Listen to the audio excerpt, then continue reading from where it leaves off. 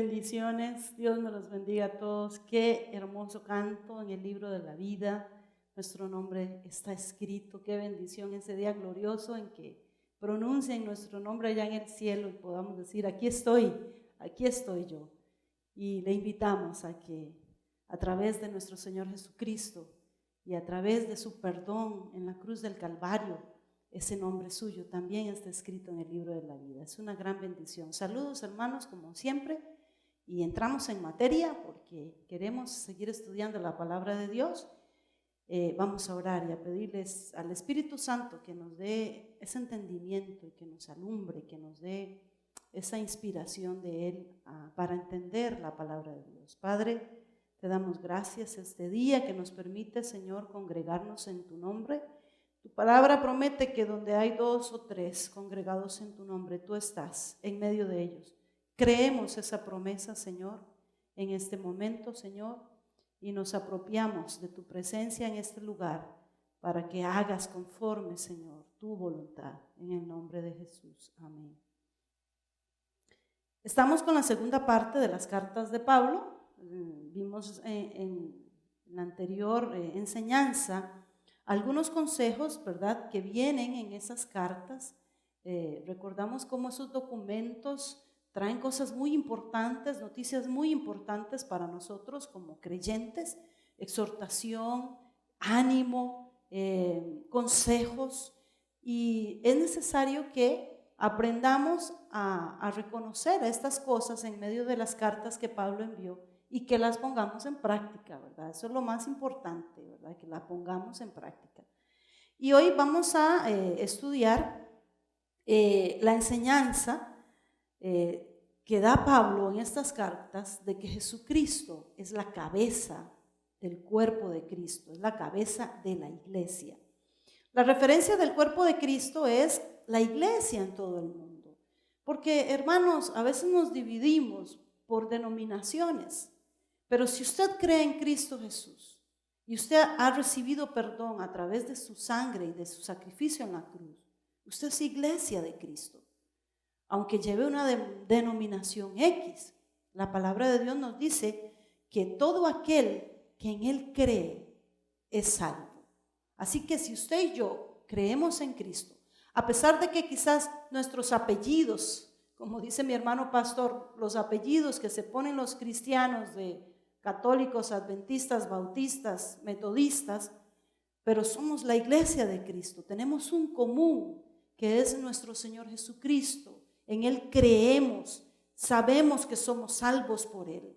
Entonces usted y yo somos iglesia, y entonces Cristo es la cabeza de la iglesia, y ser parte del cuerpo de Cristo se refiere a ser parte de la iglesia y obtenemos beneficios.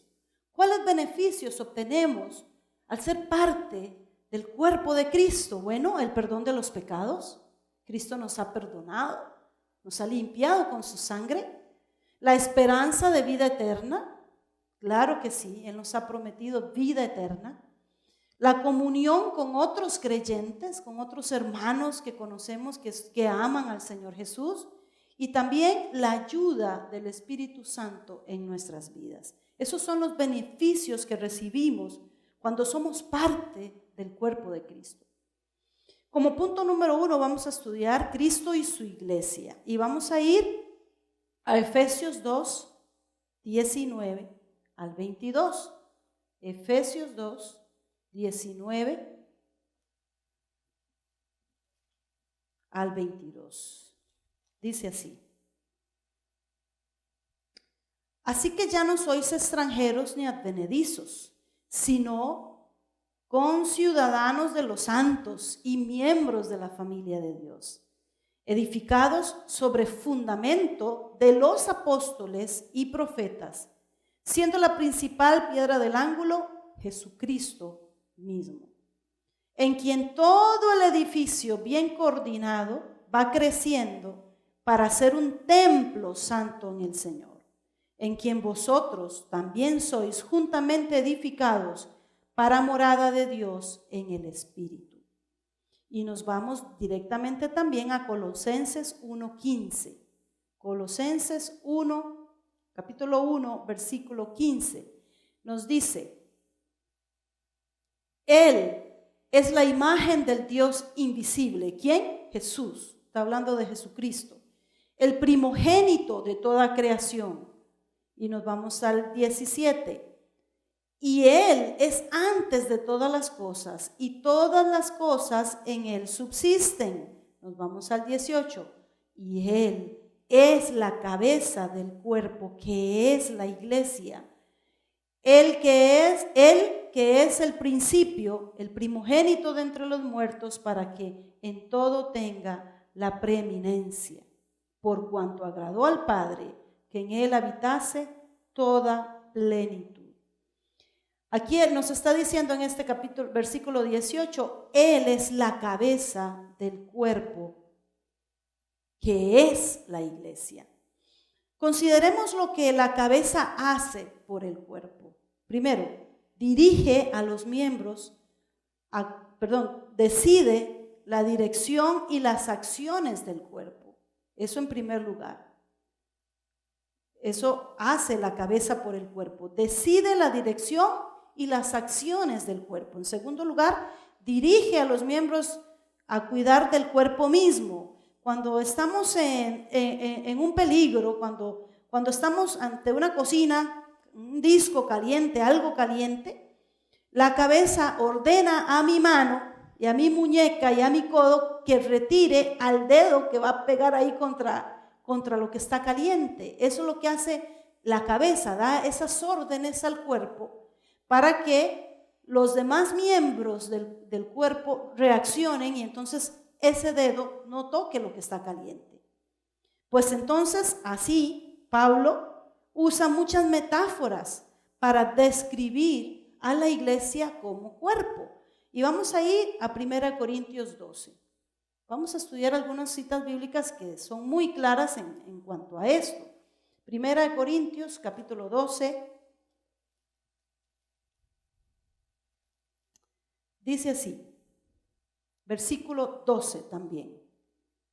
1 Corintios capítulo 12, versículo 12. Porque así como el cuerpo es uno y tiene muchos miembros, pero todos los miembros del cuerpo, siendo muchos, son un solo cuerpo, así también Cristo. Porque por un solo espíritu fuimos todos bautizados en un cuerpo, sean judíos o griegos, sean esclavos o libres, y a todos se nos dio a beber de un mismo espíritu. Recuerden lo que estudiábamos cuando Cornelio conoce a Pedro, o más bien Pedro conoce a Cornelio, y todos son llenos del Espíritu Santo de Dios. Dios no hace acepción de personas. Además, el cuerpo no es un solo miembro, sino muchos. Si dijera el pie, porque no soy mano, no soy del cuerpo, por eso no será del cuerpo. Y si dijera la oreja, porque no soy ojo, no soy del cuerpo, por eso no será del cuerpo. Si todo el cuerpo fuese ojo, ¿dónde estaría el oído? Y si todo fuese oído, ¿dónde estaría el olfato? Mas ahora Dios ha colocado los miembros, cada uno de ellos en el cuerpo como Él quiso. Y dice el 20. Pero ahora son muchos los miembros, pero el cuerpo es uno solo. Ni el ojo puede decir a la mano, no te necesito, ni tampoco la cabeza a los pies, no tengo necesidad de vosotros. Antes bien, los miembros del cuerpo que parecen más débiles son los más necesarios. Y brincamos al 26. De manera que si un miembro padece, todos los miembros se duelen con él. Y si un miembro recibe honra, todos los miembros con él se gozan. Vosotros pues sois el cuerpo de Cristo y miembros cada uno en particular. Vamos a llegar hasta ese 27. Aquí Pablo nos explica muy detalladamente, y lo podemos entender porque podemos ver un cuerpo y podemos ver los diferentes miembros que tiene ese cuerpo. Y como dice aquí, porque la oreja no es ojo, va a decir que no es del cuerpo. No, todos los miembros en una unidad perfecta conforman el cuerpo y todos se necesitan entre sí. todos se cuidan entre sí. Como dice aquí, el ojo, ni el ojo puede decir a la mano, no te necesito, ni tampoco la cabeza a los pies. O sea, todos nos necesitamos. Imagínense que siempre se ha usado este ejemplo, pero es una verdad. Usted se maja un dedo y a usted le duele todo el cuerpo, no le duele solo el dedo. Después le duele la cabeza, después le dan ganas de vomitar, después todo le duele. Porque es un miembro, y aquí nos habla de que si, en el versículo 26, de que si un miembro padece, todos los miembros se duelen. Igual que si un miembro recibe honra, todos los miembros con él se gozan. Pablo empieza a explicar detalladamente lo que debe ser la iglesia de Cristo. Lo que debemos ser usted y yo, hermanos, con la cabeza que es Cristo. Y entonces en Efesios 4, hay unas hojitas más adelante, en Efesios 4, vamos a leer lo que nos dice. 4, capítulo 1. Nos dice así: yo pues, del 1 al 6, yo pues, preso en el Señor, os ruego que andéis como es digno de la vocación con que fuisteis llamados, con toda humildad y mansedumbre, soportándoos con paciencia los unos a los otros en amor, solícitos en guardar la unidad del Espíritu en el vínculo de la paz. Un cuerpo y un espíritu, como fuisteis también llamados en una misma esperanza de vuestra vocación. Un Señor, una fe, un bautismo, un Dios y Padre de todos, el cual es sobre todos y por todos y en todos. Eso es lo que Pablo nos habla aquí y nos dice: yo quiero que ustedes tengan unidad, que anden en unidad, que sean humildes, que se soporten con paciencia, que tengan ese vínculo perfecto que da paz. En la unidad hay paz. Y Pablo nos exhorta y nos dice: la iglesia tiene que ser una sola. No es posible que nosotros como iglesia, como miembros del cuerpo de Cristo, estemos haciendo las cosas egoístamente.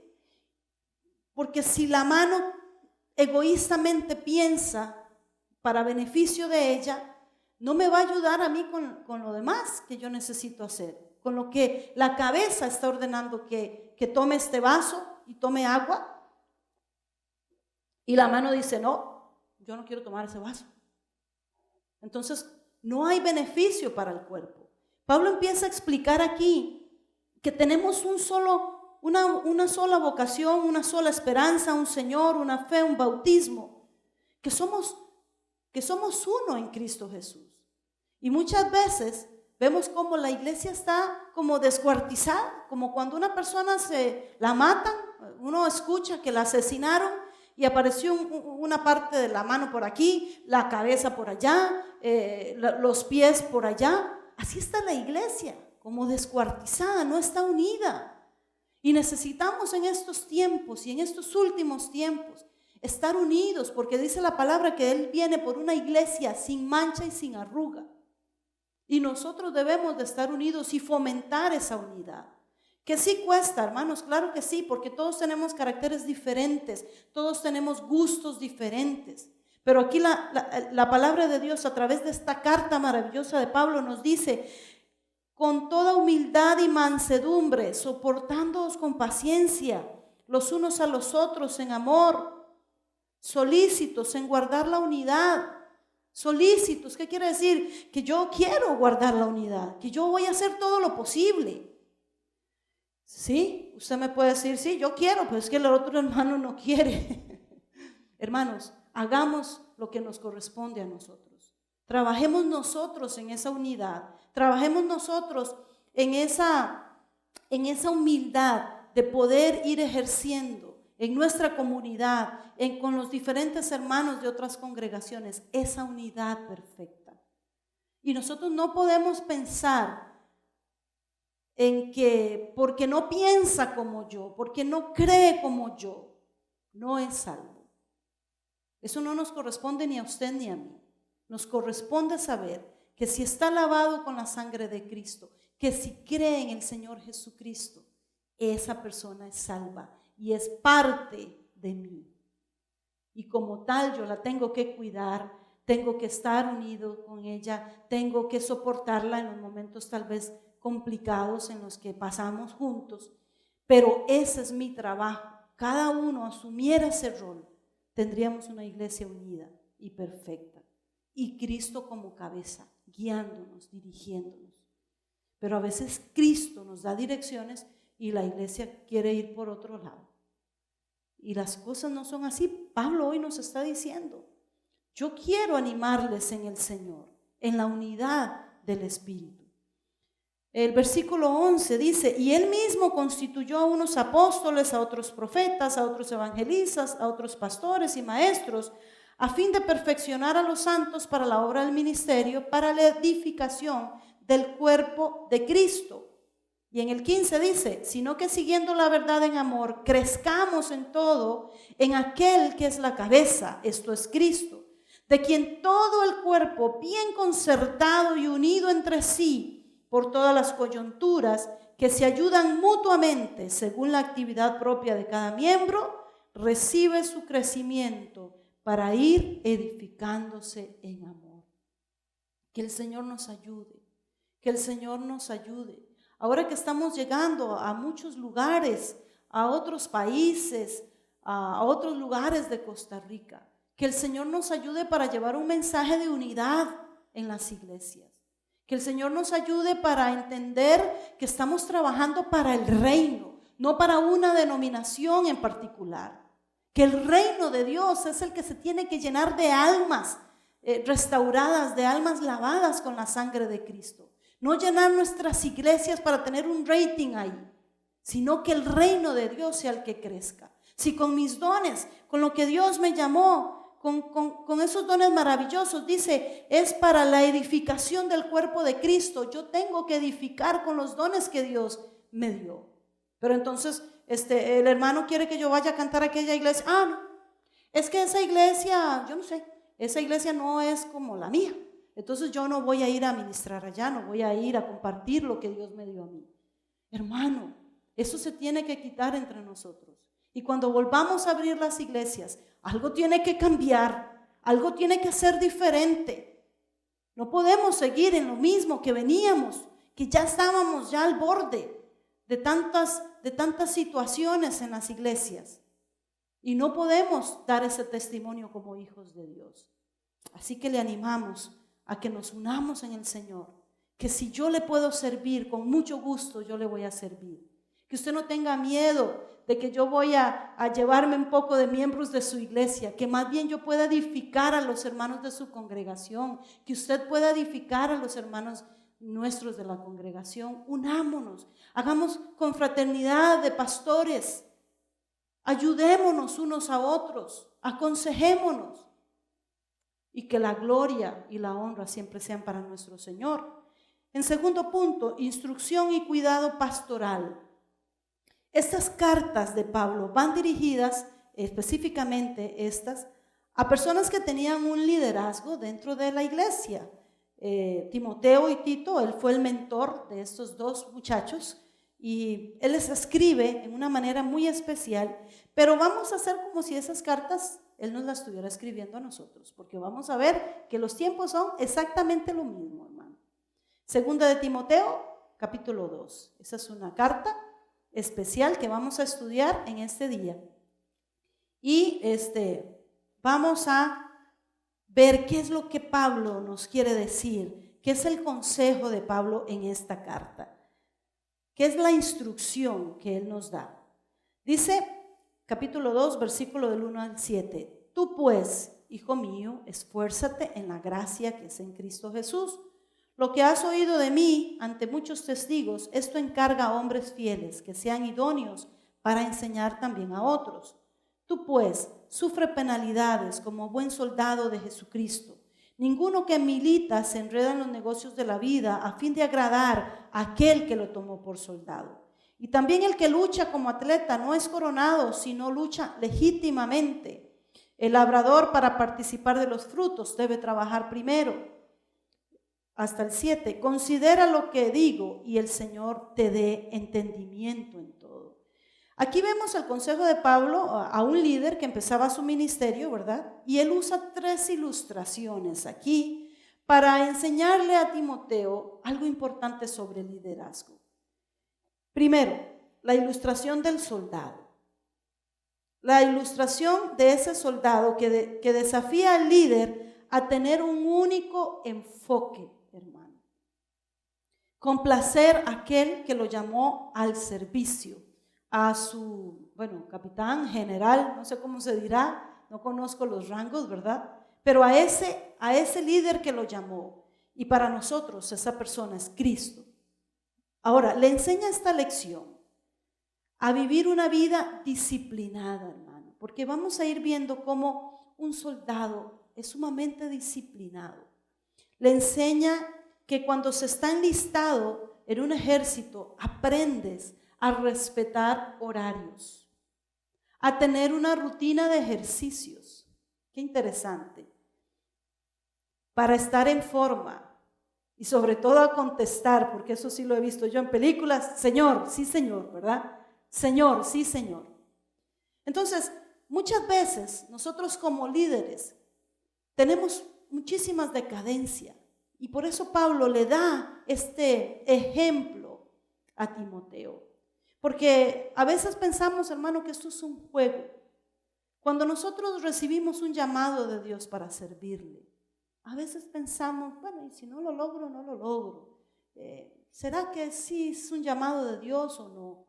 Pero nosotros, hermanos, debemos entender de que esto no es un juego. Cuando nosotros decidimos servirle al Señor, de la manera que sea, Pablo aquí les está escribiendo a líderes de iglesia, a pastores, por decirlo de alguna manera, a guías espirituales. Pero es que él está enseñándoles a ellos para que ellos le enseñen a los demás que vienen.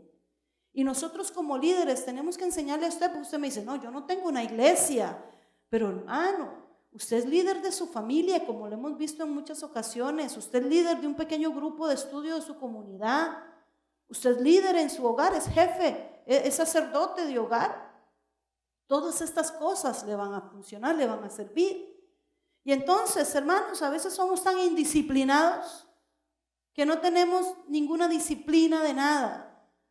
No como el soldado que aprende a disciplinarse en todo, que tiene ética. No nos ejercitamos en nuestra fe, hermano, como se ejercita un soldado. Un soldado tiene que estar en forma, hermano. Una persona muy gordita no puede ser un soldado, porque él tiene que correr por su vida cuando está en peligro. Y él tiene que hacer un montón de maromas, subirse por un montón de lados si hay una cerca. Todas esas cosas uno las ve cuando dan esos reportajes de los soldados. Todos los ejercicios y todas las formas en las que ellos empiezan a prepararse para ir a servir. Nosotros a veces no tenemos esas disciplinas, no ejercitamos nuestra fe. Y menos, hermano, pensar, como dice, que sufre penalidades, dice aquí. Porque, hermano, que se sufre penalidades, un soldado, a veces un soldado no almuerza, no cena, si está en guerra, no tiene tiempo. Eso no es algo en lo que él pueda pensar. Tampoco puede bañarse en muchas ocasiones, 3, 4 días sin bañarse, hermano. O acostarse un ratito. No se puede. Y entonces hay soldados, hermanos, que son desertores y dejan botado el trabajo y se conocen así como desertores. Y no es algo bueno por lo que se les reconozca. Siempre van a ser marcados con esa palabra desertor. Y usted y yo no podemos darnos ese lujo, hermanos, de desertar. Somos soldados de Cristo. Y vamos a sufrir penalidades. Él nos está diciendo aquí. No nos está diciendo que va a ser un camino fácil. Pero lo importante es, y lo vamos a ver al final, lo que recibe ese soldado. Viene la ilustración del atleta. No varía mucho del soldado, porque un atleta tiene disciplina, sacrificio en los entrenamientos de madrugada, mientras otros están de fiesta. Esa persona tiene que estar acostada muy temprano porque tiene que entrenar a las 4 de la mañana. hay comidas, ¿verdad?, que son prohibidas, como las papitas ahí usted póngale el nombre, ¿verdad?, de las cuales son las papitas fritas que a usted le gusta comer. Un atleta no puede darse el lujo de estar comiendo cualquier cosa. Su dieta tiene que ser especial. En la competencia debe seguir las reglas del juego al pie de la letra, porque si no queda descalificado. Y nosotros, hermanos, debemos de seguir las reglas de la palabra al pie de la letra, hermano. Entonces vemos cómo esta comparación de un atleta no deja de ser tampoco tan importante como la de un soldado, como que es parecida, como que Pablo nos está diciendo, es que hay que hacer sacrificios, es que hay que tener compromiso, es que hay que ser disciplinado, es que hay que amar lo que nosotros hacemos para tener un compromiso con Dios. Viene la última instrucción, que es la del agricultor, que tampoco varía mucho, hermano, en esfuerzo, en disciplina a las anteriores, porque yo le voy a preguntar, ¿a qué hora se va al campo a sembrar? ¿A las 10 de la mañana? ¿A las 12 de mediodía? No, mi hermano, de madrugada, porque por lo mismo, para que el sol no les caliente. Bueno, yo no soy agricultora, pero yo he visto eso. Se va temprano a sembrar. Ahora, hermano, ¿es sencillo alistar las hileras para sembrar? No es sencillo, hermanos, alistar esa tierra que muchas veces no está preparada para sembrar, y hay que alistar esa tierra para sembrar. También se tienen que enfrentar los cambios climáticos, ¿verdad? Ellos no están bajo techo ahí, ¿no? Enfrentan sol, enfrentan lluvia, vientos. Se les hacen ampollas en sus manos. No tienen días feriados, porque un agricultor, si tiene unas vaquitas que ordeñar, no le puede decir a la vaquita, ve, al domingo yo voy para la iglesia o voy para la playa. No. Ese domingo tiene que ir a ordeñar las vaquitas, hermano, porque las vaquitas no tienen días feriados. Pues es lo mismo. No hay días feriados en el servicio al Señor. A veces los líderes decimos, tengo que sacar un tiempo para descansar, porque a veces no tenemos ese tiempo. ¿Es difícil el trabajo de un líder? Sí, claro, es difícil, se sufre, se lucha, es agotador. A veces se siente que no se puede dar más, pero lo hermoso viene después, la recompensa. Y ahí es donde quiero ir llegando. El soldado que recibe su medalla, esa medalla de honor, ante un montón de gente, esa medalla de haber servido a su país con esa entereza, con esa responsabilidad, a pesar de todas las vicisitudes que tuvieron. El atleta obtiene su trofeo, un premio, una corona, una medalla de oro. Y el agricultor come y vende su cosecha cuando dé fruto. Cada uno disfrutó de lo que hizo, porque lo hizo con amor, responsabilidad y compromiso. Los líderes debemos recordar la misericordiosa obra redentora de Jesús en la cruz del Calvario. Esta vida renovada debe desafiar a los líderes a fomentar la buena relación entre los creyentes, marcados por la gentileza, la paz, la consideración, el respeto, el amor y la decisión de hacer lo correcto. Vamos a Tito, capítulo 3. Tito está después de Timoteo, capítulo 3, versículo del 1 al 6.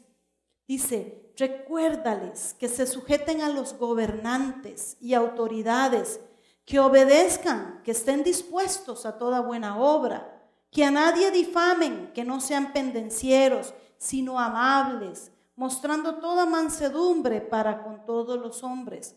Porque nosotros también éramos en otro tiempo insensatos, rebeldes, extraviados, esclavos de concupiscencias y deleites diversos, viviendo en malicia y en envidia, aborrecibles y aborreciéndonos unos a otros. Pero cuando se manifestó la bondad de Dios nuestro Salvador y su amor para con los hombres, nos salvó. No por obras de justicia que nosotros hubiéramos hecho, sino por su misericordia, por el lavamiento de la regeneración y por la renovación en el Espíritu Santo, el cual derramó en nosotros abundantemente por Jesucristo, nuestro Salvador.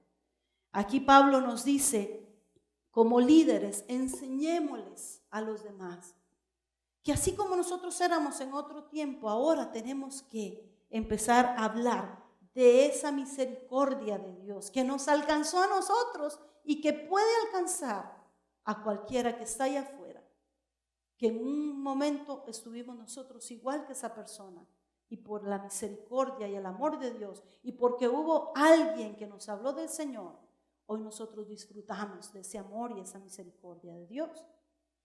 Y como tercer punto, la venida de Cristo. Pablo nos habla, y con esto cierro ya, 1 Tesalonicenses 4, capítulo 13, porque estas son cosas importantes en la doctrina de la iglesia. 1 Tesalonicenses, nos vamos a ir aquí atrás. 1 Tesalonicenses 4, capítulo 13. Yo no quiero extenderme aquí con esto, solamente quiero leer el texto, hermanos, y que entendamos que tenemos una esperanza gloriosa, la venida de Cristo.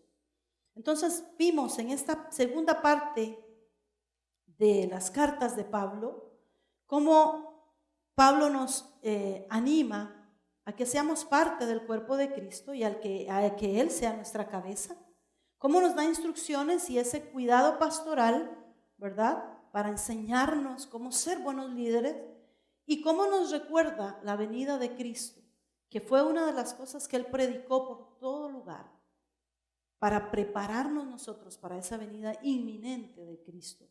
Capítulo 4 de 1 Tesalonicenses, del 13 al 18. Tampoco queremos, hermanos, que ignoréis acerca de los que duermen, para que no os entristezcáis como los otros, que no tienen esperanza. Porque si creemos que Jesús murió y resucitó, así también traerá Dios con Jesús a los que durmieron en él. Por lo cual os decimos esto en palabras del Señor, que nosotros que vivimos, que habremos quedado hasta la venida del Señor, no precederemos a los que durmieron. Recuerden que la semana pasada hablamos sobre la resurrección de los muertos, la resurrección de Cristo, como doctrina nuestra importante para tener esta esperanza que hoy nos habla Pablo aquí.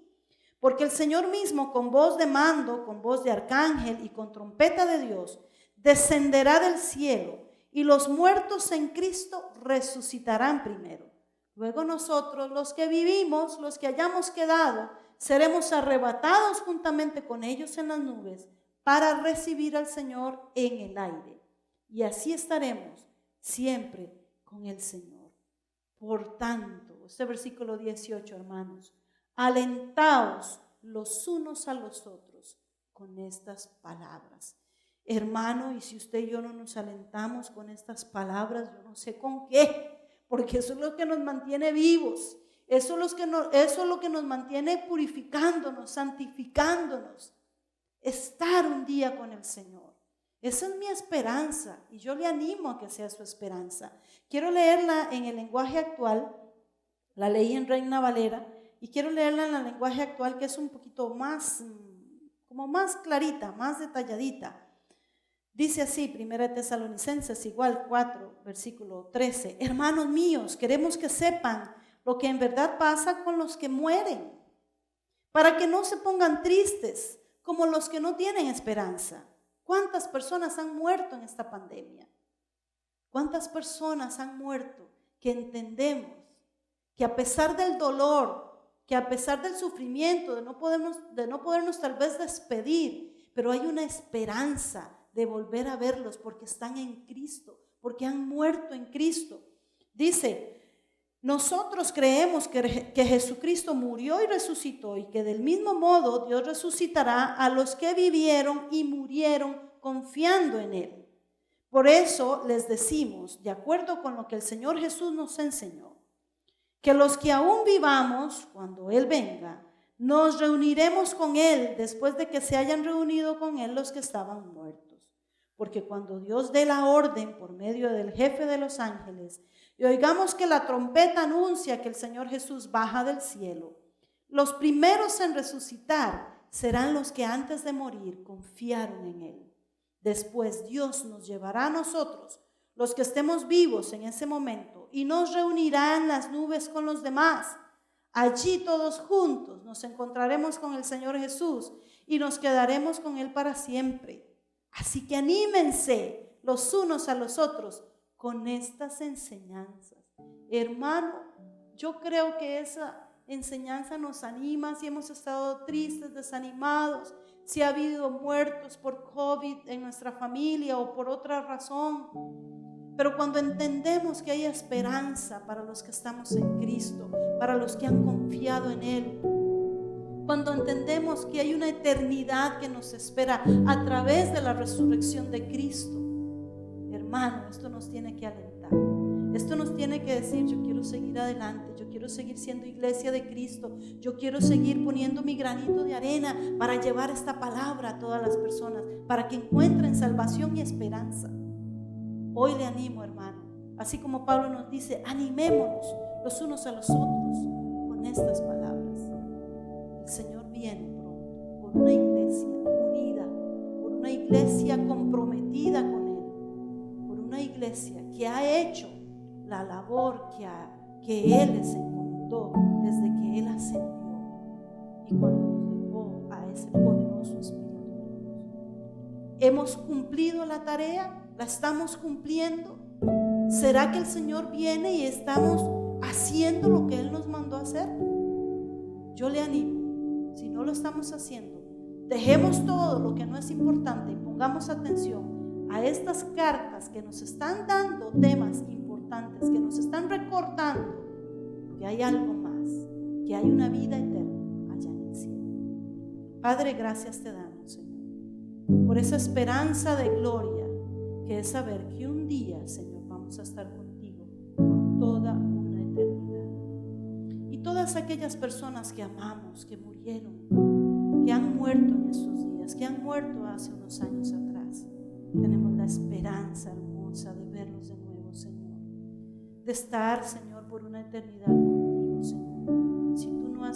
Si no hemos muerto y tú vienes, Señor, de poder ser transformados y recibirte, Señor.